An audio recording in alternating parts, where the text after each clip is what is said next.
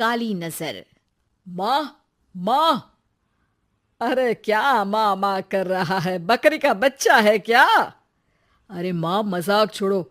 मुझे फाइनली वो मेन चौराहे वाली दुकान मिल गई है। अब देखना, आपका बेटा दुगनी स्पीड से पैसा कमाएगा। उफ़ो, ये क्या? मेरी ऑनलाइन मेकअप क्लास चल रही है। इतनी जोर से क्यों बोल रहे हो आप दोनों?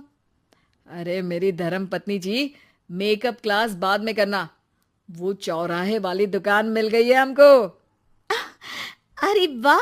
रुको, मैं अपनी माँ को फोन लगाकर बता देती हूँ। अरे मैं भी अपने रिश्तेदारों को बता देती हूँ। कितनी खुशी की बात है। हाँ हाँ, मैं भी अपने दोस्तों को बता देता हूँ।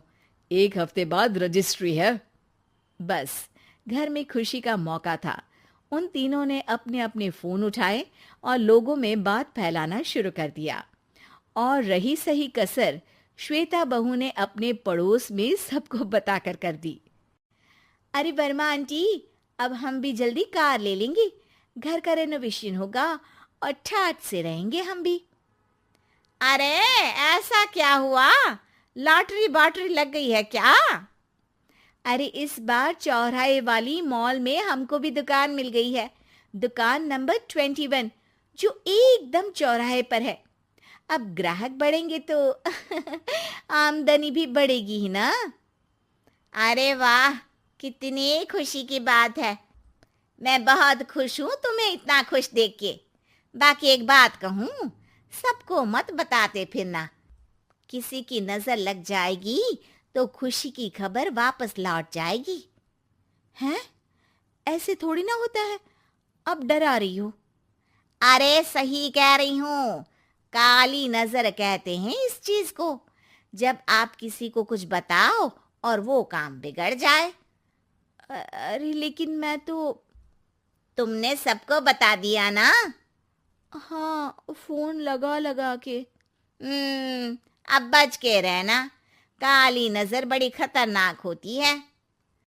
श्वेता इतनी खुश रहती है कि वो वर्मा आंटी की बात पर ध्यान ही नहीं देती, जबकि पड़ोस में और भी लोगों से खुशी की खबर शेयर करती रहती है।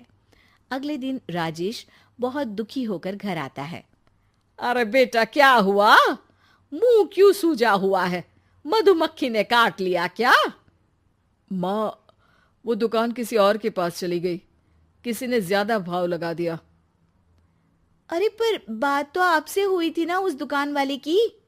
हाँ, आज मैं टोकन अमाउंट देने गया था, तब मुझे पता चला। कोई आकर सुबह मुझसे पहले ही ज्यादा अमाउंट दे गया। काली नजर। क्या? क्या कहा? वर्मा आंटी ने समझाया था कि किसी को बताना मत, वरना काली नजर लग जाएगी। अच्छा, तुम्हें उनकी बात मान लेनी चाहिए थी। उनकी बात मान लेती, लेकिन उसके पहले ही सबको बता चुके थे ना हम तीनों। अरे अगली बार से ध्यान रखेंगे। कोई भी नई चीज होगी तो किसी को नहीं बताएंगे। तीनों कुछ दिन ऐसे ही रहते हैं, पर एक दिन श्वेता को एक मेल आता है। राजेश, मेरा ऑनलाइन मेकअप कोर्स कंप्लीट हो गया। अब मैं खुद का पार्लर खोल सकती हूँ। अरे वाह, अपने मोहल्ले में ही खोलते हैं। ये जो घर के सामने दुकान है ना, वहीं। हाँ, यहाँ सस्ती भी मिल जाएगी। अगले दिन श्वेता वर्मा आंटी के पास जाती है, मिठाई का डब्बा लेकर। अरे आओ आओ, कैसे आना हुआ? जोर से नहीं बोलूंगी। वो सामने वाली दुकान है ना, वहां मैं अपनी पार्लर की दुकान खोलने वाली हूँ। उसकी मिठाई है। अरे वाह, बहुत बधाई हो तुमको। हाँ, मैं कमाने लगूंगी तो राजेश पर पूरे घर का बोझ नहीं रहेगा ना आंटी जी। ये तो है।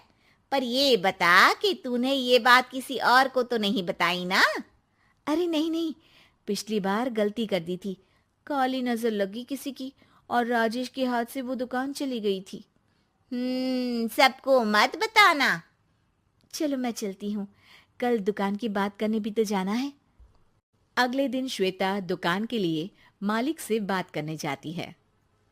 अरे लेकिन दुकान तो हम कल रात को ही किसी को दे चुके हैं। कल ही? हाँ, कल ही। 2 दिन बाद कोई यहाँ पार्लर भी खोल लेगा। अब कहीं और दुकान देख लीजिए। अरे पर हमको भी तो पार्लर ही खोलना था। हाँ भाई, एक ही दुकान है, आधी आधी तो नहीं दे सकता ना मैं।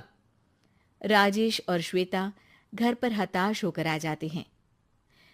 इस बार तो किसी को बताया भी नहीं था, अब किसकी काली नजर लग सकती है। सुनो, तुमने माँ को बताया था क्या? अरे कैसी बात कर रही हो, माँ की नजर थोड़ी ना लगेगी। पक्का तुमने किसी को नहीं बताया था ना? सिर्फ वर्मा आंटी को बताया था, उन्होंने ही मुझे किसी को नहीं बताने को कहा। अरे यार, तुम भी सही हो, मेरी माँ को नहीं बताने को कह रही हो, पर वर्मा आंटी को बताना तुम्हें जरूरी लगा। अरे वर्मा आंटी ने ही तो काली नजर के बारे में बताया था ना, वो हमेशा हमारा भला ही तो चाहती हैं। मेरी माँ भी हमारा भला ही चाहती है। अरे पर चिल्ला क्यों रहे हो? बात नहीं कर सकते क्या आराम से? नहीं आता वो आराम से बात करना, और करना भी नहीं चाहता हूं मैं। दुकान जाने का दुख गुस्से में बदल गया था और राजेश और श्वेता में बात बंद हो गई थी। 2 दिन बाद मोहल्ले में पार्लर का इनॉग्रेशन हुआ, जिसमें मोहल्ले के सभी लोगों को बुलाया गया, पर श्वेता, राजेश और माँ नहीं जाते।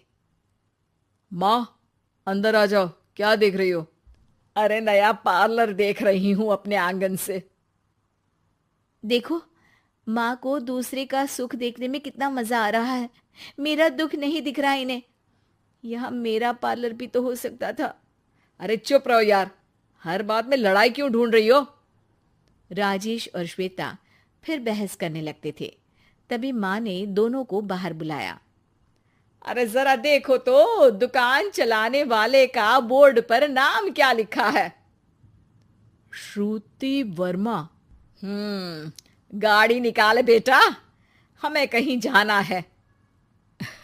काली नजर का इलाज कराने? राजेश अपनी बाइक निकालता है। तीनों ट्रिपलिंग कर रहे हैं। माँ राजेश को उस मॉल वाली दुकान पर लेकर जाती है जहां राजेश अपनी दुकान खोलने वाला था। यही दुकान लेना चाहता था ना तू? हाँ, पर इनको भी दुखी करने लेकर आई हो क्या यहाँ पर दुकान दिखाकर? वहां काफी नहीं था? अरे श्वेता, थोड़ा सब्र रख, अभी पता चलेगा कि हम यहाँ क्यों आए हैं। बता, इस दुकान चलाने वाले का नाम क्या है? अनुपम वर्मा। कुछ समझ में आया? वो दुकान वाली श्रुति वर्मा, ये दुकान वाला अनुपम वर्मा, और हमारे पड़ोस में हमने उस दुकानों के बारे में बताया किसको था? अब वर्मा आंटी को। मतलब वर्मा आंटी ही हमारा काम बिगाड़ रही है? नहीं नहीं, ऐसा नहीं हो सकता, ये बस इत्तेफाक है। राजेश अपना फोन निकालता है और श्रुति वर्मा और अनुपम वर्मा के नाम फेसबुक पर सर्च करता है, जहां ये दोनों ही वर्मा आंटी के रिश्तेदार होते हैं। श्वेता को समझ में आ जाता है कि वर्मा आंटी की ही नजर काली नजर है। अब क्या करना है? कोई भी खुशी की खबर हो तो काली नजर से बचना है, यानी वर्मा आंटी से बचना है।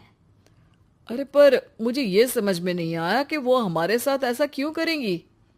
अरे बेटा, एक सीख है, दूर के आदमी को आपकी तरक्की से कम परेशानी होगी, पड़ोसी को ज्यादा।